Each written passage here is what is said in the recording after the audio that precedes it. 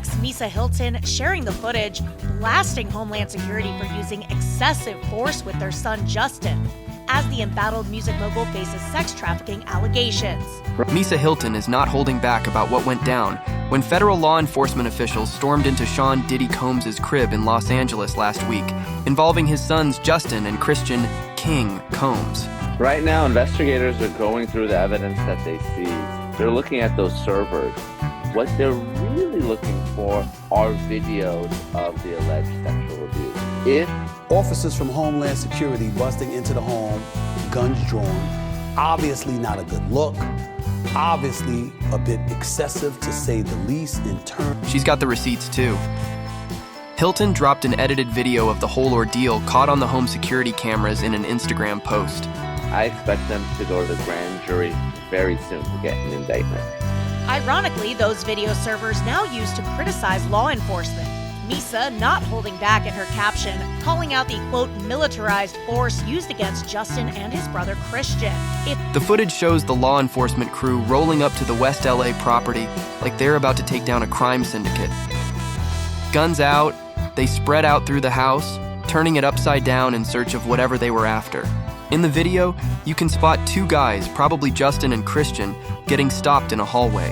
Justin raises his hands up like he's surrendering while Christian gets cuffed against the wall. Excessive force, simply grabbing your sons and putting them in handcuffs and peaceably taking them outside. In an age and a day where unarmed black men have been shot and killed. After witnessing her sons getting caught up in this Homeland Security investigations raid, Misa Hilton went off on Instagram saying, if these were the sons of a non-black celebrity, they would not have been handled with the same aggression. She's had enough. Hilton slammed the overzealous and overtly militarized approach used against her sons, calling it deplorable.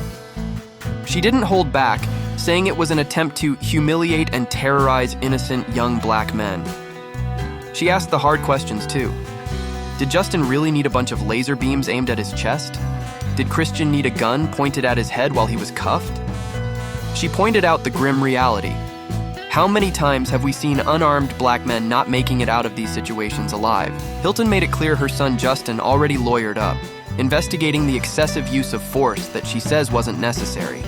And she's ready to fight, promising to use every possible resource to get justice. Jeffrey Lichtman, a well-known defense attorney representing Justin Combs, son of Sean Diddy Combs, has accused federal investigators of leaking information about search warrants executed on the hip-hop mogul's properties in Miami and Los Angeles. He alleges that this move was an attempt to sway public opinion by showcasing a display of authority. In a recent episode of Beyond the Legal Limit, a show covering various topics ranging from vintage telephones to conflicts like the Israel-Hamas war, Lichtman devoted approximately 6 minutes to discussing the Combs case. The episode featured footage of Combs being escorted out during the raid, compelled to walk backward with his hands on his head. Lichtman expressed his concern about governmental actions, stating, "The government is not always good and not always honest and doesn't always play by the rules. In fact, it oftentimes does not play by the rules." Regarding the raids, Lichtman emphasized, "What bothers me the most about it is not so much the search, the overboard search that occurred on Puff Daddy's 2 homes, but the fact that the press was certainly told about it either immediately or right before." He criticized the media's involvement, accusing them of being tipped off and eagerly reporting information allegedly provided by anonymous law enforcement agents regarding the search for evidence related to sex trafficking. Lichtman condemned such actions, asserting, "That's bad because that's just an evil thing for our government or law enforcement to do." Reflecting on the potential risks, a former federal law enforcement officer likened the Combs searches to the controversial ATF raid on the Branch Davidians compound in Waco, Texas in 1993, which led to numerous casualties and injuries. David Koresh jogged alone every morning.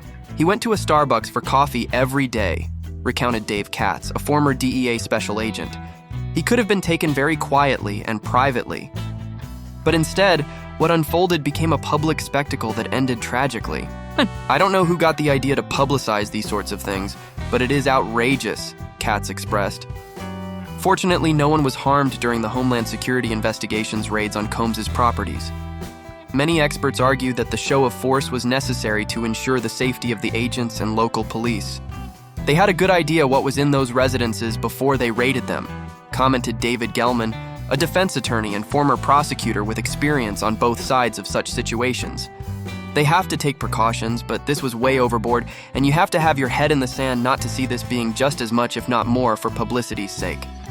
Recent allegations and lawsuits suggest that Combs may have had guns in his home, potentially warranting a need for law enforcement protection with tactical gear and a large presence. However, critics argue that such measures could have been executed with less fanfare. It's not like they've done anything wrong, it's just the optics of it, remarked Lara Uretzian, a prominent California defense attorney whose clientele has included notable figures like Nate Dogg and Michael Jackson.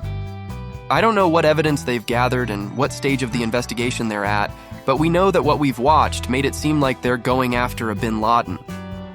Uretzian believes the raid sent a deliberate message. Someone thought that it was necessary for the media to cover it, and because there was a message, she said. And the message is, we treat him as the highest level of criminal. Lichtman, known for his defense of high-profile figures like John Gotti Jr. and Joaquin El Chapo Guzman, raised concerns about government leaks tarnishing defendants' public image before trial. By leaking details to the press about their investigation, they're essentially polluting any future jury pool, he remarked, addressing reports that law enforcement sources had confirmed the search warrants were linked to a human trafficking inquiry. Combs faces allegations of trafficking in multiple lawsuits, including one involving a girl who claims she was flown from Michigan to New York City by Bad Boy Records executives to meet Combs for a night involving drugs, alcohol, and sexual assaults. Lichtman also criticized another lawsuit in which Justin Combs is a co-defendant as utterly bonkers. Rodney Lil Rod Jones, a music producer, accuses Combs of sexual assault, concealing a shooting, and other offenses.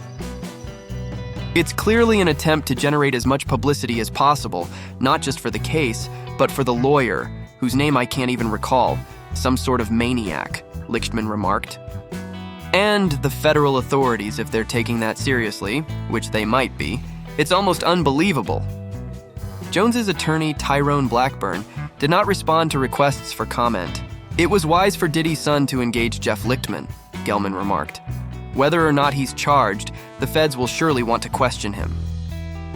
Gelman noted that hiring a lawyer doesn't imply guilt or innocence. Despite the federal probe, Combs has not faced charges and vehemently denied all allegations of misconduct.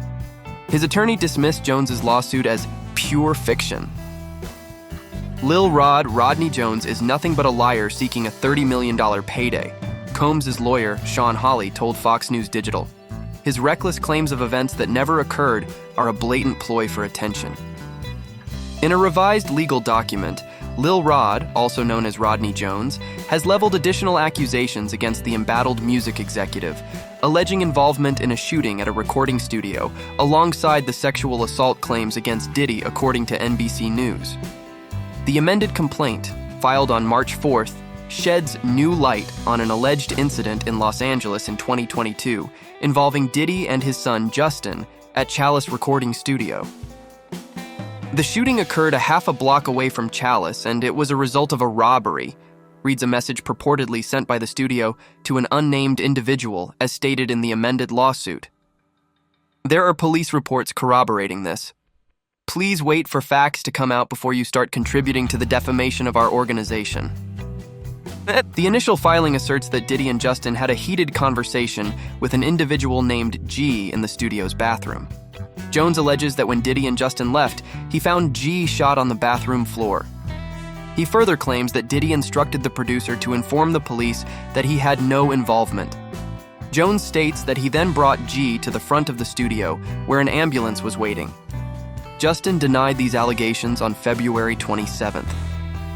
A source familiar with the Los Angeles Police Department case informed NBC News that Diddy was under investigation, clarifying that the shooting did not occur at or near the studio and that those involved are facing prosecution. The amended complaint also alleges that a private investigator associated with Diddy attempted to bribe a close friend of Jones to provide dirt and tarnish Jones's reputation, according to NBC News. In the initial lawsuit, Lil Rod accuses the ousted mogul of drugging, sex trafficking, threatening, and sexually harassing him over a year. Filed in the U.S. District Court for the Southern District of New York on February 26th, the 73-page complaint alleges that Diddy mistreated Jones while they lived and traveled together from September 2022 to November 2023 to produce songs for the Love album, Off the Grid, which received a Grammy nomination. Jones claims to have recorded numerous hours of video evidence showing Diddy and his inner circle engaging in serious, illegal activity. The lawsuit also includes screenshots from parties hosted by Diddy, allegedly featuring sex workers and underage girls who were purportedly given laced drinks at Diddy's instruction. The filing names Diddy's son Justin, Universal Music Group CEO Lucian Grange, former Motown Records CEO Ethiopia Habtemariam, and Diddy's chief of staff Christina Koram as defendants. Jones's attorneys described Diddy's business associates as part of a RICO enterprise that failed to curb the actions of Diddy and his associates. These alleged actions include forcing Jones to procure sex workers and participate in group sexual activities, in which Diddy's son Justin allegedly took part, enduring constant unsolicited and unauthorized groping and touching, being administered drugs against his will, and receiving threats of bodily harm if he resisted Diddy's directives. The suit even alleges that Diddy boasted about avoiding consequences for a 1999 shooting and allowing rapper Shine to take the blame to demonstrate his authority. Koram, according to the filing, dismissed Jones's complaints about Diddy's conduct as friendly horseplay, characterizing such acts as Mr. Combs' way of showing that he likes you. In addition to the allegations of sexual misconduct, Jones asserts that he was never compensated for his work on the Love album, allowing Diddy, Love Records, Motown Records, and Universal Music Group to profit without him receiving any payment. Jones is seeking $30 million in damages through legal action. This latest lawsuit against Diddy doesn't come as a shock. Back in November, singer Cassie made similar and serious accusations against the embattled CEO, including allegations of rape, sex trafficking, assault, and more. Diddy settled with Cassie, but after her allegations came to light, 3 more women filed lawsuits against Diddy for sexual assault the following month. In November 2023, singer Cassie, whose real name is Cassandra Ventura, filed a federal lawsuit against her former partner, Sean Diddy Combs, alleging physical and sexual abuse throughout their relationship. The complaint detailed disturbing instances of abuse, from physical violence to rape, allegedly perpetrated by Combs. The lawsuit was settled within a day, but since then, 3 additional women and 1 man have come forward, accusing Combs of various forms of abusive behavior, including sexual harassment, rape, non-consensual pornography, and sex trafficking. The situation intensified on March 25th when federal agents from Homeland Security Investigations conducted raids on Combs' properties in Miami and Los Angeles. Reports indicated that these raids were part of a federal sex trafficking investigation centered in New York. Combs' attorney, Aaron Dyer, released a statement the following day, asserting his client's innocence and determination to clear his name. Despite the mounting accusations, the music mogul vehemently denies all allegations against him. In December, he spoke out, denouncing the accusations as attempts to tarnish his character and legacy. "I did not do any of the awful things being alleged," he declared. Cassie's lawsuit alleges a pattern of abuse, violence, and sex trafficking. She filed her suit under New York's Adult Survivors Act, which provided victims with a one-time, 1-year window to sue their alleged sexual abusers and associated institutions, even if the statute of limitations had expired. The window closed in November. According to her complaint, Cassie met Combs in 2005 when she was 19 and he was 37. She claims that Combs exerted control over every aspect of her life and subjected her to frequent physical abuse, often while under the influence of drugs. Additionally, Cassie alleges that Combs forced her to engage in sexual encounters with male sex workers, which he watched, recorded, and masturbated to. She also accuses him of raping her in her apartment in 2018 after a dinner, despite her repeated objections. Cassie says she refrained from contacting the police out of fear that doing so would provoke further harm from Combs, She ended the relationship following the alleged assault. In her lawsuit, she cited multiple witnesses who observed the abuse firsthand. One of them is her friend, singer-songwriter Tiffany Red, who penned an open letter to Combs recounting an incident during Ventura's 29th birthday celebration in 2015. According to Ventura and Red, that evening, Combs and his security team insisted Ventura leave because he desired her to engage in sexual encounters with other men. Red disclosed that Ventura confided in her at the time about Combs' physical abuse. I feel compelled to stand up for Cassie and myself and confirm that everything she described in her complaint about what happened that night is consistent with what I experienced, she wrote. In a statement to the New York Times, Combs' attorney Benjamin Braffman asserted that Combs vehemently denied the allegations, dismissing the lawsuit as riddled with baseless and outrageous lies, aiming to tarnish Mr. Combs' reputation and seeking a payday. Ventura and Combs reached a settlement one day after the lawsuit was filed. The terms remain undisclosed. Braffman emphasized that the settlement is in no way an admission of wrongdoing. I have chosen to resolve this matter amicably on terms that I have some level of control, Ventura stated. I want to thank my family, fans, and lawyers for their unwavering support. Meanwhile, Combs remarked, "We have decided to resolve this matter amicably. I wish Cassie and her family all the best. Love." Following the settlement, Liza Gardner filed a lawsuit on November 23rd, just before the expiration of the Adult Survivors Act. Gardner alleges that she and a friend encountered Combs and singer-songwriter Aaron Hall at an MCA Records event in 1990 or 1991. They went to Hall's apartment for an after-party, where Gardner claims she was coerced into having sex with Combs. She asserts that Combs also assaulted her friend. Gardner describes feeling shocked and traumatized by the encounter and alleges that Hall later assaulted her. Gardner claims that Combs later attacked her at her home. Another complainant, Joy Dickerson Neal, alleges that in 1991, Combs intentionally drugged and sexually assaulted her after a dinner date. She claims Combs recorded the assault and showed the tape to others.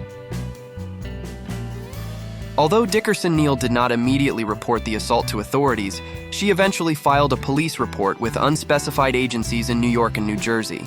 The lawsuit suggests that potential witnesses feared retaliation from Combs. A spokesperson for Diddy dismissed the claims of the two women as fabricated and accused them of exploiting the Adult Survivors Act. Another woman, identified as Jane Doe in the lawsuit, filed a fourth lawsuit on December 6th, alleging that Combs, his longtime associate Harve Pierre, and a third unidentified assailant raped her at Combs' Manhattan recording studio in 2003 when she was 17 years old. The lawsuit alleges that the men trafficked Doe across state lines, plied her with drugs and alcohol until she was unable to consent, and then assaulted her as she protested. The complaint includes several photos allegedly taken at the studio on that night, including one showing Doe sitting on Combs' lap. In late November, Diddy made headlines by temporarily stepping down as chairman of Revolt, the media company he founded back in 2013. The company clarified in a statement, "While Mr. Combs has previously had no operational or day-to-day role in the business, this decision helps to ensure that Revolt remains steadfastly focused on our mission to create meaningful content for the culture and amplify the voices of all Black people throughout this country and the African diaspora." Additionally, Capital Prep Harlem, a charter school initiated by Diddy in 2016, announced it would sever ties with the music mogul. Rolling Stone reported that at least 18 companies collaborating with Diddy's e-commerce platform, Empower Global, have opted to end their partnerships. Meanwhile, Variety revealed that a reality show featuring Combs, initially in development at Hulu, has been canceled in light of the allegations. The proposed show, tentatively titled Diddy Plovy 7, was supposed to offer viewers a glimpse into Combs' life with his family. Furthermore, Bloomberg noted that Salksco, the firm managing Diddy as an artist, no longer lists him as a client on its website. After Homeland Security investigation, HSI officers raided Diddy's homes in Los Angeles and Miami as part of a federal human trafficking investigation. His circle of relationships has come under scrutiny. From former flames to buddies turned allies, let's take a peek at some of the influential figures Diddy has befriended over the years. Ashton Kutcher, renowned for his roles in That 70s Show and his love for pranking, found a unique bond with Combs over their shared penchant for mischief. Kutcher reminisced about their friendship on Hot Ones in 2019, recalling how their connection began with Diddy challenging him not to prank him. "That started our conversation," Kutcher chuckled, revealing their quirky dynamic. They even went for runs together, with Diddy showing resilience even when he was running out of gas, inspiring Kutcher with his determination, which eventually led to Diddy running the New York Marathon. Another notable figure in Diddy's orbit is Usher, the R&B sensation whom Diddy mentored in the early days of his career. Usher disclosed to Howard Stern in 2016 that he lived with Diddy for a year, an experience filled with curiosity and exposure to the music industry's lavish lifestyle. Amidst Stern's humorous musings about Puffy's legendary parties, Usher reflected on the eye-opening encounters, rubbing shoulders with industry titans like Biggie Smalls and Mary J. Blige. Nick Cannon recently opened up about his struggles navigating friendships, particularly in light of the controversies surrounding his friend, Sean Diddy Combs. On his Council Culture show, Cannon shared his candid thoughts when asked about Diddy, expressing the difficulty of discussing people he knows personally, rather than just as public figures. Reflecting on a past interview where he was questioned about Diddy, Cannon explained, "I answered it as honestly as I knew how to answer it." He emphasized the complexity of his relationship with Diddy, stating, "They're not just public figures to me. I know Diddy, I know Cassie." This reference to Cassie alludes to the lawsuit she filed against Combs, accusing him of serious allegations, including rape and coercive behavior. Following Cassie's lawsuit, which he later dropped after reaching an amicable resolution with Combs, Cannon defended his decision to express support for her. He underscored Cassie's status as a victim, acknowledging her pain and trauma. However, when the conversation delved into his feelings towards Diddy, Cannon admitted feeling conflicted, unsure of how to reconcile his loyalty to a friend with the allegations against him. Cannon's own experiences also shape his perspective. In 2020, he faced backlash and lost his job at Viacom CBS due to controversial remarks made on his podcast.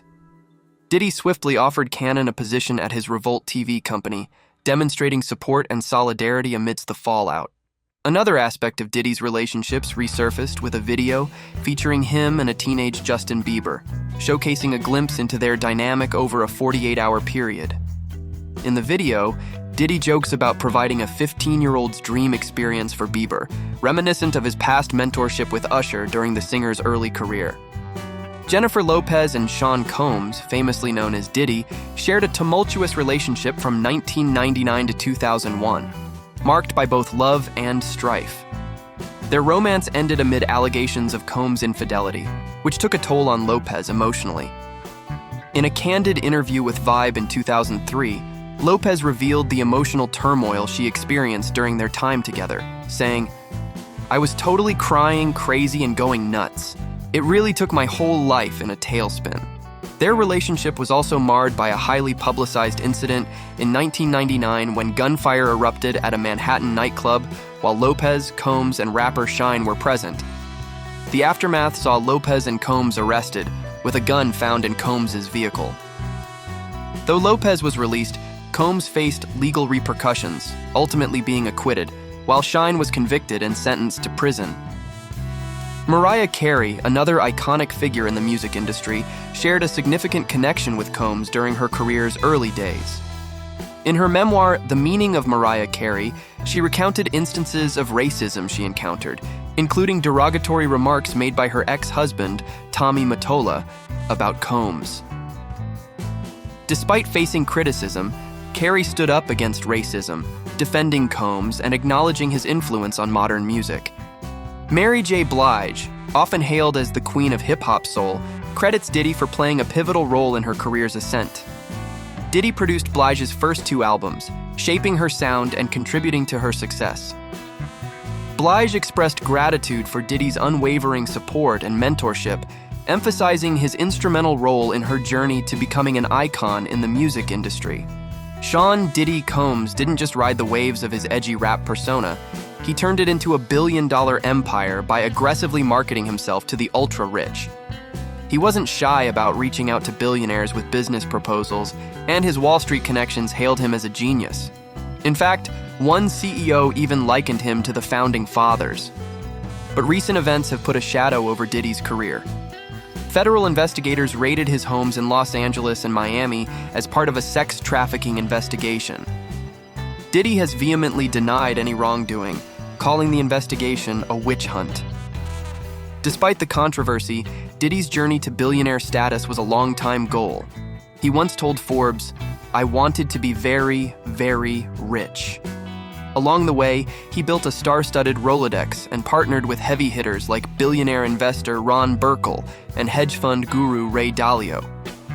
He even ventured into fashion, alcohol, and TV, solidifying his status as a business mogul. One bold move that showcased his entrepreneurial spirit was when he cold-emailed Mark Cuban, owner of the Dallas Mavericks, offering to design the team's uniforms. Though they never met, the deal brought Diddy's clothing brand, Sean John, into the NBA spotlight, giving him both respectability and TV exposure. But Diddy's success wasn't just about making deals, it was about leveraging his celebrity status to attract investment. He secured a $100 million investment from Burkle into Sean John, cementing their Wall Street relationship and propelling his fashion brand into mainstream stores like Macy's and Dillard's. In true Diddy fashion, he didn't stop there. Teaming up with Estee Lauder, he launched multiple fragrances, including the aptly named Unforgivable. When Sean P. Diddy Combs teamed up with Estee Lauder, it wasn't just a business move, it was a status boost. Suddenly, he was mingling with New York's elite, adding a touch of contemporary glamour to their decades-old brand. His celebrity-packed white parties in the Hamptons didn't hurt either. The partnership was a win-win. Estee Lauder's chief operating officer, William Lauder, praised Diddy as a tastemaker in music, fashion, and business. And the celebrations didn't stop there. Diddy was feted by the Lauder family, with everyone from board members to company executives joining in on the festivities. To mark the milestone deals with Estee Lauder and Macy's, Diddy even had the honor of ringing the opening bell at the New York Stock Exchange in 2003. It was a symbol of his growing power and influence in the business world. Diddy's ability to leverage his celebrity status for brand partnerships didn't go unnoticed. Analysts noted that he was one of the first celebrities to license his name to brands, allowing companies to tap into a more diverse customer base. Then came the deal with Diageo for its Ciroc vodka. Diddy didn't just want to be a spokesperson. He wanted to be brand manager and chief marketing officer with a 50% profit share. And he didn't wait for the deal to be finalized before printing up business cards for his new role. Diageo agreed, and the rest is history. Diddy's relentless promotion turned Ciroc into a billion-dollar brand, earning him nearly $1 billion over the next 15 years. Hollywood insiders hailed him as a master entrepreneur, praising his intelligence and work ethic. When Diddy rang the NYSE bell again in 2016, this time representing Ciroc, he was hailed as an inspiration by the NYSE president himself. In 2023, Diddy's partnership with Diageo, the company behind Ciroc vodka, came to a bitter end. He accused them of racism, and although the case was settled in January, Diageo now solely owns Ciroc and De Leon tequila. In 2015, Diddy joined forces once more with Ron Burkle and teamed up with actor Mark Wahlberg to purchase the now-defunct water company Aqua Hydrate. They promoted it vigorously, with Diddy and Wahlberg making appearances on both coasts.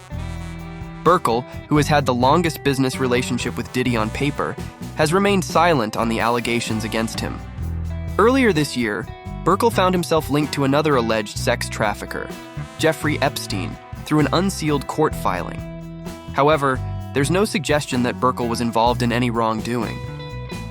Diddy also developed a relationship with Ray Dalio, founder of Bridgewater, the world's largest hedge fund. Dalio, valued at $15.4 billion, became a mentor figure for Diddy, offering business advice and praising his desire to help others succeed. In 2021, Diddy partnered with tech mogul Mark Benioff, CEO of Salesforce, to launch Shop Circulate, a marketplace for Black-owned businesses. He also launched Empower Global, a similar online marketplace, in the same year. Diddy expressed his desire to collaborate with TV mogul Byron Allen and Hollywood director Tyler Perry to create a black-owned media conglomerate, although no deals have materialized yet.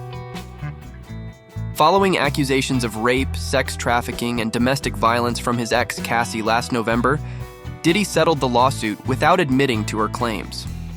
As a result, brands began distancing themselves from him, with Macy's ceasing to sell his products and several companies leaving his Empower platform. Now it remains to be seen just what is going to happen with Diddy. That's all for the video, folks. Thanks for watching.